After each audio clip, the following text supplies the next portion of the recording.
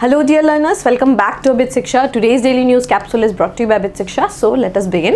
आज के जो आर्टिकल्स है वो है first sharing of Teesta river. I think ये एक इम्पॉर्टेंट एस्पेक्ट रहेगा आज के आर्टिकल्स का. एंड तीस्ता रिवर एक बहुत इंपॉर्टेंट रिवर है, ब्रह्मपुत्र की एक राइट बैंक ट्रिब्यूटरी भी है. और आपने देखा होगा कि इस साल एग्जामिनेशन में भी गंगा जी के जो है ट्रिब्यूटरीज को हमें सीक्वेंस में वो करने को क्वेश्चन आया था. तो आप समझ सकते हैं कि एग्जामिनेशन का focus is towards reverse, specially those reverse जो बार बार न्यूज़ में रहते हैं ना, उन रिवर्स को आपको अच्छे से करके जाना ही जाना है. ठीक है, जैसे इस साल में भी ऐसा हो सकता है कि क्योंकि राम मंदिर वाज इन न्यूज़, तो उसके आसपास जो रिवर्स थी उन्हीं के ऊपर क्वेश्चन आया है. कोसी, गंडक, घाघरा, गोमती, ये रिवर्स जो है देख पाएंगे कि गंगा जी की मेजर ट्रिब्यूटरीज में काउंट होती है. सो उसकी वजह से भी क्वेश्चन में आने का चांसेस वाज हाई. सो इस टाइप के easy low hanging, I would say low hanging fruits वाले क्वेश्चंस, इनको हमें गलत नहीं मार्क करना है. तो इसीलिए हम देखेंगे तीस्ता नदी और उसके पूरे ट्रिब्यूटरीज को भी हम पढ़ेंगे. एंड मुझे लगता है क्योंकि पिछले साल ही ग्लेशियल लेक आउटबर्स्ट हुआ था और Teesta Nadi was very much in news. That's why the probability of the question coming from Teesta River is very very high. तो हम लोग तीस्ता रिवर को अच्छे से करेंगे, सारे उसके ट्रिब्यूटरीज को भी अंडरस्टैंड करने की कोशिश करेंगे. ठीक है, नेक्स्ट न्यूज़ इज श्रीनगर को जो है वर्ल्ड क्राफ्ट सिटी टैग मिला है. तो आपको आई थिंक मुझे बताने की ज़रूरत नहीं है कि कितना ये इंपॉर्टेंट होता है इस टाइप के टैग्स मिलना. क्रिएटिव सिटीज़ का टैग मिलना, जैसे Kozhikode, sorry not Kozhikode but Kozhikode and your Gwalior, ये सिटीज़ को जो है क्रिएटिव सिटीज़ के नेटवर्क में डाला गया. तो why Srinagar is important as it is added in world craft cities, ये बहुत इंपॉर्टेंट है हमारे लिए अंडरस्टैंड करना. कौन ये रिलीज़ करता है डेटा, ये भी अंडरस्टैंड करना उतना ही ज़्यादा इंपॉर्टेंट हो जाता है. We will solve previous year question also, तो स्टिक टू द एंड. हम लोग बहुत सारे प्रीवियस ईयर क्वेश्चन भी सॉल्व करेंगे. ठीक है, थर्ड क्या है, India Philippines rediscovering each other, BrahMos a game changer. ठीक है, ब्रह्मोस मिसाइल के ऊपर क्वेश्चन आता है, पिछले साल आया भी था. और BrahMos missile one of the बहुत की कटिंग एज टेक्नोलॉजी से हम लोगों ने बनाया है विथ रशिया. तो और ये फास्टेस्ट सुपरसोनिक मिसाइल है in the entire world, supersonic cruise missile है इन द एंटायर वर्ल्ड. इसीलिए ब्रह्मोस मिसाइल पे क्वेश्चन आप जरूर एक्सपेक्ट कर सकते हैं इस साल.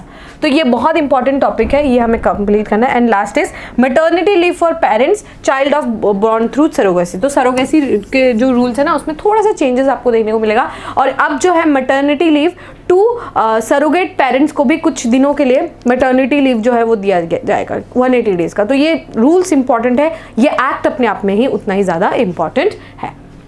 चारों न्यूज़ आज बहुत इंपॉर्टेंट है, सबको एक एक करके कंप्लीट करते हैं. तो यहाँ पर क्या है कि देखिए, दो कंट्री के बीच में रन करती है तीस्ता रिवर. अगर हम तीस्ता रिवर का मैप देखें, तीस्ता रिवर यहाँ पर आपको देखने को मिलेगी. ये रही तीस्ता नदी यहाँ पर. This is your Teesta river. ये आपके भूटान, तिब्बत के आसपास जो है ये ओरिजिन करता है. और ये रहा हमारा ब्रह्मपुत्र रिवर और ये आके यहाँ पे ड्रेन कर देता है इन दी बे ऑफ बंगाल रीजन. तो इफ यू सी ब्रह्मपुत्र के ये क्या है, राइट बैंक ट्रिब्यूटरी है. ठीक है, राइट बैंक ट्रिब्यूटरी है. तो ये क्या है, आप देखेंगे तीस्ता नदी जो है सिक्किम से फ्लो होके वेस्ट बंगाल आती है. वेस्ट बंगाल से इट फ्लोज विथ ब्रह्मपुत्र, और फिर जब वो बांग्लादेश पहुंचती है तो वो ब्रह्मपुत्र के साथ मिल जाती है. दोनों तीस्ता रिवर को हम बाद में जमुना नदी के नाम से जानते हैं. ये फैक्ट अब पहला फैक्ट है. दोनों रिवर, क्योंकि ब्रह्मपुत्र को हम लोग इन योर बांग्लादेश हम इसको जमुना नदी के नाम से जानते हैं. और ये क्या है, राइट बैंक ट्रिब्यूटरी है. तीस्ता नदी is the right bank tributary of Brahmaputra. ठीक है, तो इसकी वजह से यहाँ पर क्या है, ये तीस्ता नदी यहाँ से ओरिजिन करती है इन सिक्किम, फ्लो करती है बंगाल से, फिर बांग्लादेश जाती है. तो दोनों कंट्रीज के बीच में एक एग्रीमेंट है जहाँ पे हम तीस्ता रिवर को शेयर करना चाहेंगे. लेकिन जो स्टेट गवर्नमेंट ऑफ बांग्लादेश है वो कह रहे हैं कि अभी हम शेयर नहीं कर सकते तीस्ता रिवर को, बिकॉज जितना ज़रूरत बांग्लादेश को है उतना ही ज़रूरत हमारे वेस्ट बंगाल को भी है. तो पानी जो है, पानी को लेकर आपको देखने को मिलेगा दो, मतलब देश के बीच में भी रिफ्ट बहुत बार आता है. ठीक है, बहुत सारी रिवर्स को लेके कंट्रीज़ के बीच में there have been wide spread discontentment and conflicts because of river water sharing. And हम देश की क्या बात करें, हम तो स्टेट्स में ही देख पाएंगे. जैसे कावेरी नदी को लेकर जो है आपके तमिलनाडु एंड कर्नाटका के बीच में काफ़ी रिफ्ट चला है. पिछले साल पूरे तरीके से ही न्यूज़ में था, ये पूरा आर्टिकल ही पूरा न्यूज़ में था. फिर मतलब इस टाइप का रिफ्ट आपको बहुत ज़्यादा देखने को मिलेगा. And Teesta river being one of the important sources in Bangladesh, water sources in Bangladesh as well as in West Bengal, ये बहुत जो है पॉइंट ऑफ कंटेंशन आपको देखने को मिलेगा, ठीक है। तो उन्होंने बोला है कि हम जो है पानी शेयर नहीं करना चाहेंगे, अगर आप पानी शेयर करते हैं with Bangladesh there would be an uprising in the West Bengal का रीजन। तो ये अपराइजिंग, ये जो है न्यूज़ अभी कुछ दिनों तक बना रहेगा, ठीक है। तो हम देखते हैं कि यहाँ पर उन्होंने, वैसे chief minister of the state West Bengal की, उन्होंने बोला भी है कि unilateral deliberation without consultation on the opinion of the state government are neither acceptable not desirable. मतलब यूनिलेटरल जो डिसीजन गवर्नमेंट ले लेती है कभी कभी, that is not desirable and not acceptable also by the counter parts, ठीक है। जैसे जो हमारे स्टेट गवर्नमेंट है, इट इज़ नॉट एक्सेप्टेबल। अगर आप कोई डिसीजन लेते हैं, because we are a federal structure, we have a federal structure, so we have to value the morals of federalism of the country, ठीक है। फेडरल स्ट्रक्चर है तो जो राइट्स स्टेट के पास है उसको इन्वेट नहीं करना चाहिए सेंट्रल गवर्नमेंट को, ये कहना है of the chief minister of the state, ठीक है।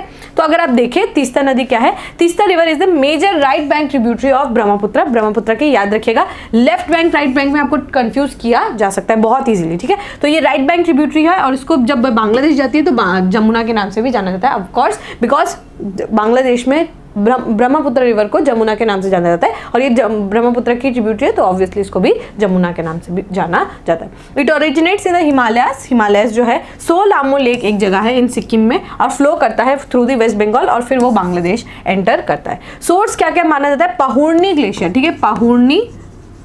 पाहुर्नी एक सेकेंड,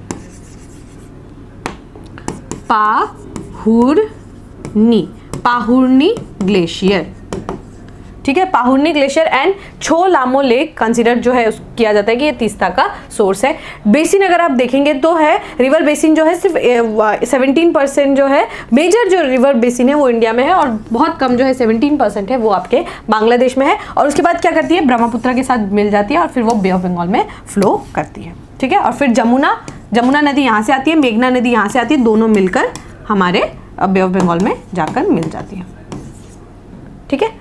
जमुना नदी एंड पद्मा नदी, ठीक है। पद्मा नदी को जो है पद्मा जो है वो हमारी गंगा जी है, जमुना है वो हमारी ब्रह्मपुत्र, मेघना जो है वो सुरमा और कुशियारा नदी को मिलकर, सुरमा और कुशियारा नदी को हम जब वो फ्लो करती है इन दी बांग्लादेश, उसको हम मेघना नदी के नाम से जानते हैं। फिर तीनों रिवर जो है साथ में मिलकर फ्लो करने लगते हैं, ठीक है। होपफुली आपको ये टॉपिक जो है ये क्लियर हो गया होगा। नेक्स्ट टॉपिक हम देखते हैं, ये मैप है, बहुत इंपॉर्टेंट है, ये मैप आपको आना होगा। गंगा ब्रह्मपुत्र का ये बेसिन है, ठीक है। चलिए नेक्स्ट देखते हैं, श्रीनगर जो है इसको वर्ल्ड क्राफ्ट सिटी का टैग जो है वो दिया गया है। प्रीलिम्स के पॉइंट ऑफ व्यू से इंपॉर्टेंट है क्योंकि हम देखेंगे 20 बार किस टाइप के प्रीलिम्स में क्वेश्चन आए, वो इस टाइप के क्वेश्चन आपको बहुत देखने को मिलेगा। Srinagar has one the world craft city tag जो है वो मिला गया है, किसके द्वारा दिया गया है, यूनेस्को के द्वारा नहीं, वर्ल्ड क्राफ्ट काउंसिल के द्वारा ये जो टैग है दिया गया है। एक नॉन गवर्नमेंटल ऑर्गेनाइजेशन है जो एम्पावर करता है किनको, आर्टिसन को, और जो क्राफ्ट है उसको सेफगार्ड करने की कोशिश करता है। क्राफ्ट क्या है, जो हम हाथों से जो बनाते हैं, जैसे फॉर एग्जाम्पल जो गामूसा है, गामूसा जो है हम लोग वो हाथों से बनाते हैं, दैट्स अ क्राफ्ट, ठीक है। अगर हम बोले पोचमपल्ली सिल्क, ठीक है, दैट्स ऑल्सो ए क्राफ्ट क्योंकि हम सिल्क से बना रहे हैं, चंदेरी सिल्क, बनारसी सिल्क, ठीक है, ये सब क्या हम हाथों से बना रहे हैं, राइट। तो ये क्या है, क्राफ्ट है, इसको हमें प्रोटेक्ट करना है। अब ये सिर्फ क्राफ्ट क्या कपड़ों में लिमिटेड है, नहीं, बहुत टाइप के क्राफ्ट हो सकते हैं, ठीक है। जैसे कोई पेंटिंग करता है, पिछवाई आर्ट है, ठीक है, कोई टाइप का आर्ट है जिसको हमें वो करना है, तो ये क्या है, क्राफ्ट है, राइट, उसको प्रिजर्व करना है। तो वर्ल्ड क्राफ्ट काउंसिल क्या करता है, जैसे कुछ खिलौने भी होते हैं, ठीक है, बहुत सारे खिलौने जो है जो हम लोग इंडिजिनसली बनाते थे, उन क्राफ्ट्स को हमें प्रिजर्व करने की जरूरत है। तो ये वर्ल्ड क्राफ्ट काउंसिल वही काम करता है कि एक नॉन गवर्नमेंटल ऑर्गेनाइजेशन रिकॉग्नाइज करता है क्राफ्ट्स को, ठीक है। तो श्रीनगर को जो है यहाँ पर ये क्राफ्ट काउंसिल ने जो है रिकॉग्नाइज किया है, ठीक है। और ये This will provide a boost to Kashmir's traditional linkages with Central India and Iran. There are 14 Iranian cities जिनको क्राफ्ट सिटी ने इंक्लूड किया है। सो इतना रिच कल्चरल हेरिटेज था ईरान में, तो कि 14 क्राफ्ट सिटीज़ को अभी हमने इंक्लूड भी होते हुए देखा है, ठीक है। और ऑनर मिला है फिर से श्रीनगर को, और श्रीनगर में जो है इतने क्राफ्ट जो है इतना मशहूर था और उनका कल्चरल टाइज भी था, ठीक है। ईरान के साथ श्रीनगर कश्मीर का बहुत कल्चरल पुराना जो है टाइज देखने को हमें मिला है, ठीक है। This is likely to reopen Kashmir's century-old linkages with craft centers in Central Asia and Iran. The council is the modern-day means and medium to put focus on places that have been engaged in creativity and aesthetics for centuries. The last century saw Kashmir's traditional roots slowly closing down. The WCC, that is the World Craft Council, has provided a new highway for artisans to achieve old trajectory. Mr. Beck told the Hindu. ठीक है, तो यहाँ क्या है कि बोला गया है कि कश्मीर जो है ना लास्ट सेंचुरी में it was in its worst conditions, ठीक है, बहुत वर्स्ट कंडीशन में चला गया था और इतना infiltration, terrorism, killings and exodus बहुत कुछ हुआ है, ठीक है, इन कश्मीर वैली और बहुत प्रॉब्लमेटिक सिचुएशन से निकला है। उसकी वजह से ये जो क्राफ्ट्स है, ये जो इंडिजिनस वैल्यूज़ है, ये हम बहुत जल्दी लूज़ करते हुए चले हैं। तो ये वर्ल्ड क्राफ्ट काउंसिल ने इसको रिकॉग्नाइज किया है और हम कश्मीर को we are taking it back to the time, जो किस तरीके से वो कल्चरल उनका हिस्ट्री था, एक कल्चरल उनका अपना एक इंडिजिनस वैल्यूज़ थे, मोरल्स थे, वो जिनको वो प्रोटेक्ट करके रखना चाहते थे, जिसको हम धीरे धीरे खो रहे थे, लेकिन अब उसको हम लोग वापस रिट्रीव करने की पूरी यहाँ पर कोशिश कर रहे हैं, ठीक है। तो ये वर्ल्ड क्राफ्ट काउंसिल के द्वारा जो है ये रिकॉग्निशन दिया गया है। यूनेस्को का एफिलिएट है, यूनेस्को का बॉडी नहीं है, यूनेस्को का एफिलिएट है, अलग सा एक बॉडी है, अलग सा एक एनजीओ है, ठीक है। आपको कंफ्यूज कर सकता है कि मे बी आपको लगे कि यूनेस्को हो सकता है, it is not UNESCO, okay, ये आपको याद रखना, इट इज नॉट यूनेस्को। ये वर्ल्ड क्राफ्ट काउंसिल जो है इसको रिकॉग्नाइज करता है, ठीक है। होपफुली आपको और पूछ सकते हैं कि यूएन का बॉडी है, ठीक है, यूएन का बॉडी ये नहीं है, ठीक है। चलिए एक क्वेश्चन, हम लोग दो क्वेश्चन सॉल्व करके देखते हैं। क्वेश्चन देखिए, इस साल का ये 2024 का प्रीलिम्स का क्वेश्चन पेपर का ये दो क्वेश्चन है, ठीक है। देखिए यहाँ पर यूनेस्को के साइट्स के बारे में पूछा गया। देखिए इस बार पूरा फोकस में था कौन कौन से साइट्स को 2023 में ऐड किया गया इन यूनेस्को। हमने बहुत डिस्कशन किया था जिस दिन होयसला टेम्पल्स को एंटर किया गया था, जिस दिन शांति निकेतन को किया गया था, उसी दिन आई रिमेंबर मैंने पूरा आपको होयसला फॉर्म ऑफ आर्ट जो है टेम्पल आर्किटेक्चर के बारे में पूरा मैंने डिटेल में हमने डिस्कस किया था। I remember it very vividly, ठीक है। और शांति निकेतन के बारे में भी हमने बहुत डिस्कशन जो है वो किया था, ठीक है। तो ये बहुत लो हैंगिंग क्वेश्चन था, इवन दो ये ओनली टू वाले पेयर वाले क्वेश्चन में आया था, बट फिर भी it was very very very easy question. अगर आप थोड़ा सा भी अगर आपको आइडिया रहता आप आराम से इजीली क्वेश्चन सॉल्व कर पाते, ठीक है। तो यहाँ देखिए आंसर क्या होगा, ऑब्वियसली शांति निकेतन और Hoysala temple, sacred ensembles of Hoysalas. Answer क्या होगा, only 2। Very easy question, very straightforward question, ठीक है।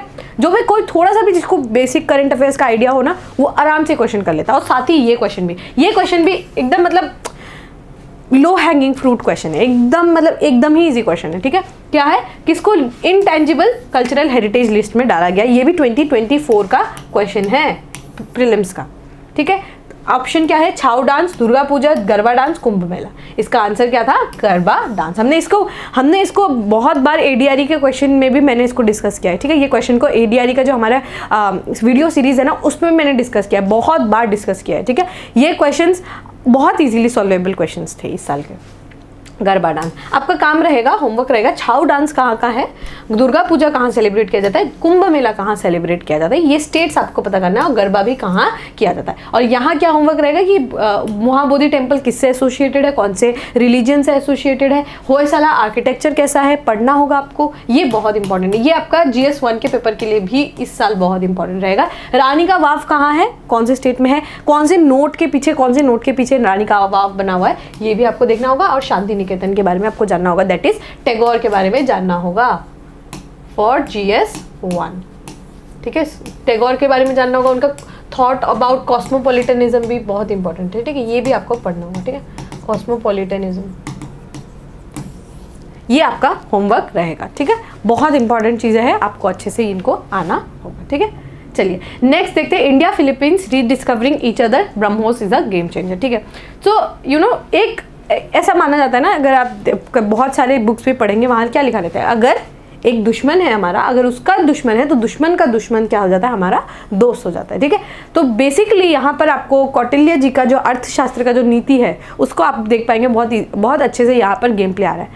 We have kind of a common enemy जो है हमें देखने को मिलता है। चाइना जो है काफ़ी ऐसा मेटेरिक राइज उसका हुआ है, और वो क्या है, kind of a threat in the Indian ocean region, a threat in the South China Sea, बहुत ईजिली बन चुका है।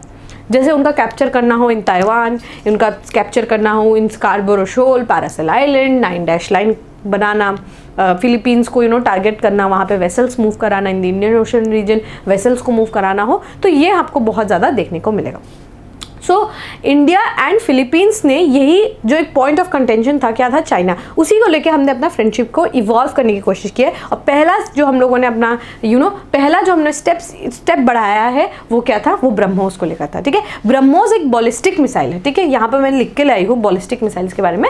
सो यहाँ पर बेसिकली कंटेक्स्ट क्या है कि दोनों का जो है हम लोग अपने रिलेशनशिप को एस्टेब्लिश करना चाहेंगे। अब देखिए, मिलिट्रीली अगर हम लोग रिलेशनशिप को एस्टेब्लिश करें, दैट मीन्स धीरे धीरे हम इकोनॉमिकली भी एक दूसरे को एस्टेब्लिश करना शुरू कर देंगे। ठीक है, तो तब हमारा रिलेशंस और बेटर हो जाएंगे। ठीक है, तो यहाँ पर क्या है, दोनों कंट्री जो है अपने जो रिलेशनशिप है उसको डिस्कवर कर रहे हैं, और ब्रह्मोस जो है उसमें एक मेजर रोल के रूप में काम करेगा। ये यहाँ पर बेसिकली इस आर्टिकल में बोला गया है। ठीक है, तो ब्रह्मोस मिसाइल क्या है, ब्रह्मोस मिसाइल जो है इंडिया और रशिया का एक जॉइंट वेंचर है। पहली बात तो ब्रह्मोस एक लॉन्ग रेंज बॉलिस्टिक मिसाइल है।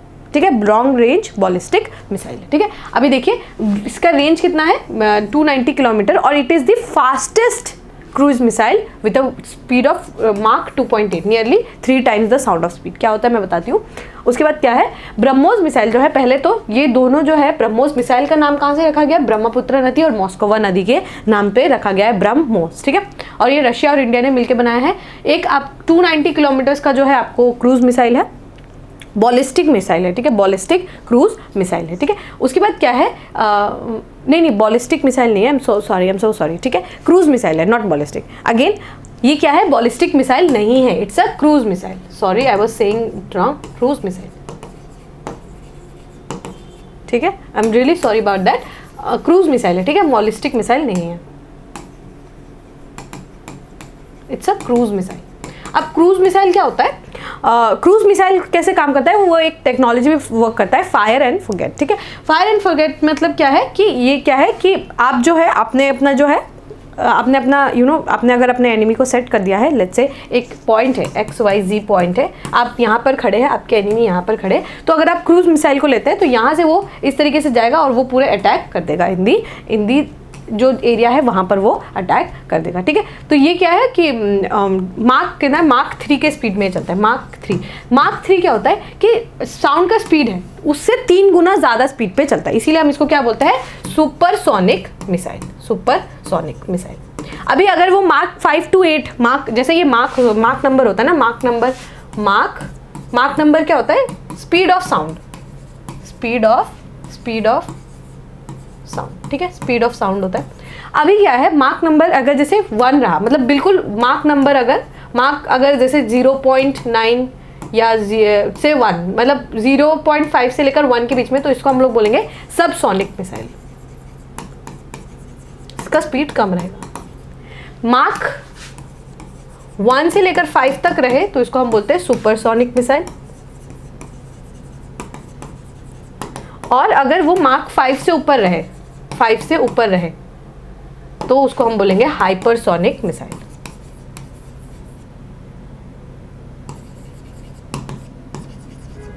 ठीक है, तो हमारा जो क्रूज मिसाइल है, जो ब्रह्मोस है, वो क्या है, मार्क 5 में आता है, वो क्या है, सुपरसोनिक मिसाइल है। ठीक है, तो मार्क नंबर आई होप आपको समझ में आ गया होगा। मार्क नंबर क्या है, स्पीड ऑफ साउंड से कितना ज्यादा है। मार्क नंबर अगर 0-1 रहा तो ये क्या है, सबसोनिक, स्पीड ऑफ साउंड से थोड़ा सा कम है।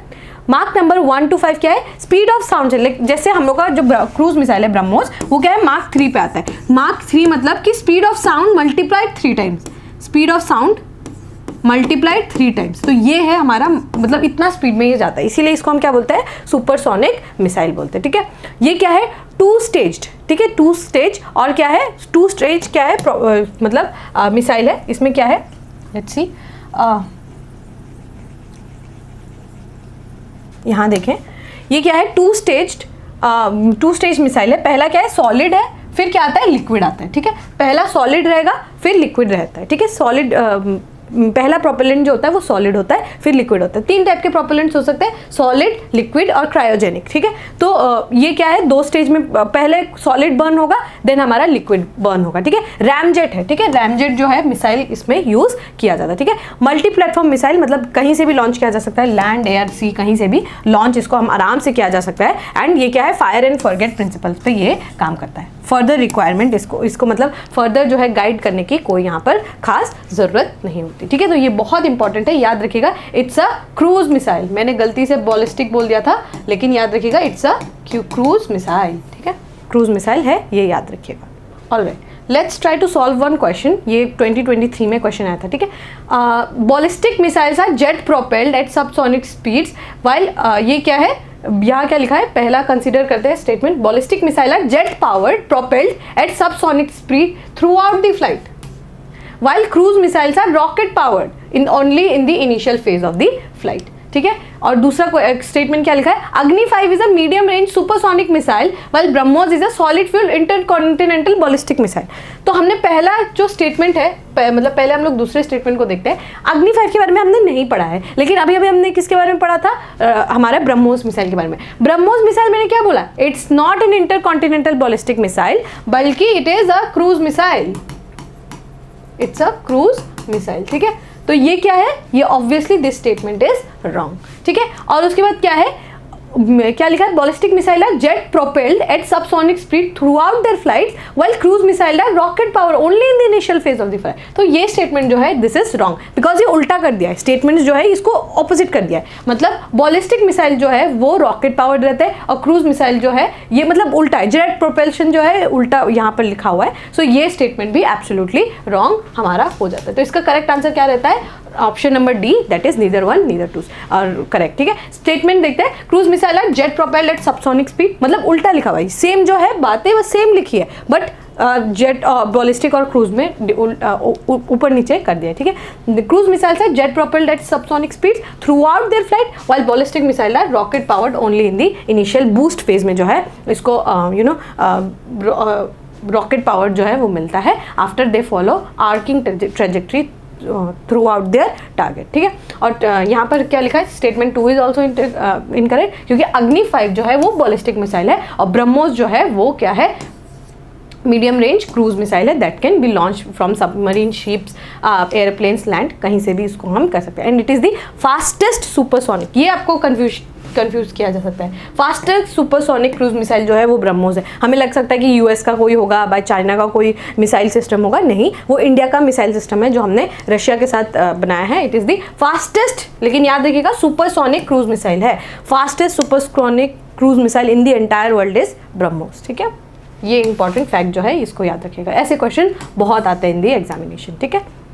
चलिए, last news for the day is maternity leave for parents of born through surrogacy, ठीक है। वो मैटरनिटी लीव दिया जा रहा है फॉर दी पेरेंट्स जिनके बच्चे जो है सरोगेसी के थ्रू बनाए बोलियो पैदा हुए हैं, ठीक है।